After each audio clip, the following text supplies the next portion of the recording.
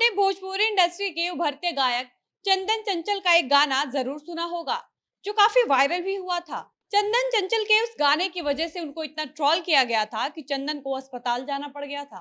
चंदन का आरोप था कि पत्रकारों द्वारा अश्लीलता पर मुझसे इतना सवाल किया गया है कि मैं मानसिक रूप से डिस्टर्ब हो चुका हूँ। चंदन चंचल के ऊपर अश्लील गानों को लेकर लगातार सवाल किया जा रहा था, जिसकी वजह से वो कहने लगे कि मुझे मानसिक रूप से प्रताड़ित किया जा रहा है। इतना कुछ सुनकर आपको भी चंदन चंचल के गानों को जानने की उत्सुकता तो जरूर हो रही होगी। तो चलिए मैं बताती हूँ कि चंदन चंचल के जिस गाने को सबसे ज्यादा ट्रोल किया गया था, जिसको यूट्यूब पर अब तक 3 करोड़ लोगों ने देखा भी है, उस गाने का बोल था पतिया नतिया पटना बा अदेवरा ढोड़ी चटना बा। गाने का बोल सुनकर आपको भी लग रहा होगा कि चंदन चंचल के साथ जो हुआ वह बिल्कुल वाजिब था। अब आपको लग रहा होगा कि 2-3 महीने पहले आए इस गाने के जिक्र में अभी क्यों कर रही हूँ। तो चलिए आगे की वीडियो में यही सब बताऊंगी, तब तक आप वीडियो के लास्ट तक बने रहें।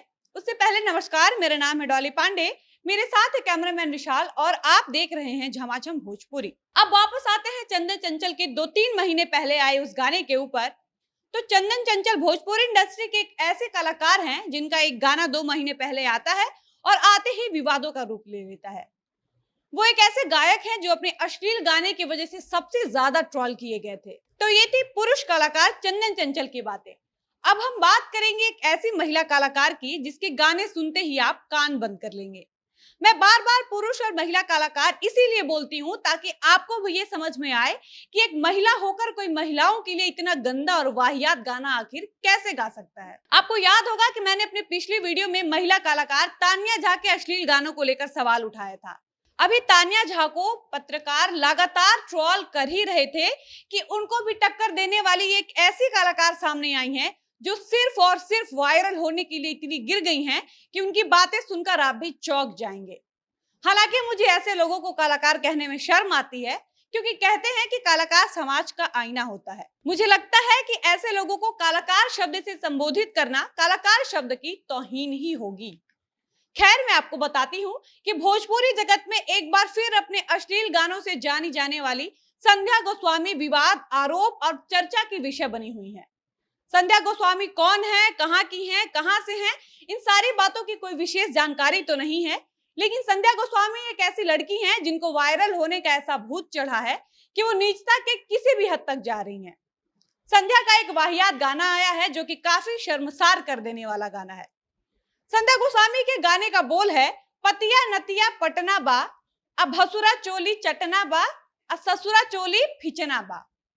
मुझे लगता है कि ऐसे गाने का बोल सुनकर आपको भी गाने का भाव समझ में आ ही गया होगा। कई बार मुझे ये समझ में नहीं आता है कि भोजपुरी एल्बम जगत में चोली, साया, ढोड़ी के अलावा भी कोई कंटेंट है या नहीं। भोजपुरी इंडस्ट्री के कलाकारों को फेमस होने के लिए अपनी योग्यता या अपनी क्षमता पर इतना यकीन क्यों नहीं होता कि वह इतने योग्य हैं कि अपनी कला दिखाकर या सुनाकर भी फेमस हो सकते हैं। लेकिन नहीं, उन्होंने फेमस होने का शॉर्टकट तरीका निकाल लिया है। उनको आखिर क्यों लगता है कि फेमस होने के लिए महिलाओं के अंग को केंद्र में रखकर ये गाना गाया जाएगा तभी वह फेमस हो पाएंगे। राधा गोस्वामी का यह गाना भोजपुरी जगत को बहुत ही शर्मसार कर देने वाला गाना है। चलिए अब हम सवाल करते हैं राधा गोस्वामी से। मुझे तो इस बात की कोई विशेष जानकारी नहीं है कि संध्या गोस्वामी कहाँ की हैं और उनके परिवार में कौन कौन है, लेकिन इतना तो हम कह सकते हैं कि संध्या पूर्वांचल की ही बेटी होंगी। संध्या से मेरा बस एक सवाल है कि जिस यूपी बिहार में पेरेंट्स अपने बच्चों को, खासकर लड़कियों को बाहर पढ़ने भेजने में 10 बार सोचते हैं, उस यूपी और बिहार के कल्चर में ऐसे कौन से ससुर भसुर होते हैं जो अपने घर की बहू की चोली चाटते हैं या चोली खींचते हैं? क्योंकि बिहार यूपी के कल्चर में तो आज भी घर की बहू ससुर और भसुर से पर्दा करती हैं। तो ऐसे में वो ससुर और भसुर कहाँ मिलेंगे जो अपनी घर की बहू बेटियों की चोली चाटेंगे? संध्या जी के गानों से आपको नहीं लगता कि संध्या किसी प्रोग्रेस फैमिली से संबंध रखती हैं, या फिर संध्या के घर में यह सब होना सामान्य बात है? संध्या इतनी गिर चुकी हैं कि जब पत्रकार ने संध्या से यह सवाल किया कि क्या आप शादीशुदा हैं, तो संध्या ने कहा नहीं, मैं शादीशुदा नहीं हूं। पत्रकार ने जब दूसरा सवाल किया कि यदि आपकी शादी हो जाती है तो क्या आप अपने भसुर से अपनी चोली चटवाएंगी, इस सवाल के जवाब में संध्या ने जो कहा उसको सुनकर आप भी दंग रह जाएंगे। संध्या ने पत्रकार को जवाब देते हुए कहा कि हाँ, यदि मेरी कहीं शादी होती है तो मैं अपने भसुर से चोली चटवाऊंगी। इतना ही नहीं, संध्या ने निर्लज्जता की सारी हदें पार करते हुए कहा कि अगर जरूरत पड़ेगी तो मैं अपने ससुर से चोली खिंचवाऊंगी भी। अब आप ही सोचिए कि ससुर यानी कि पति के पिता, इसे साफ जाहिर होता है कि वो आपके भी पिता होंगे।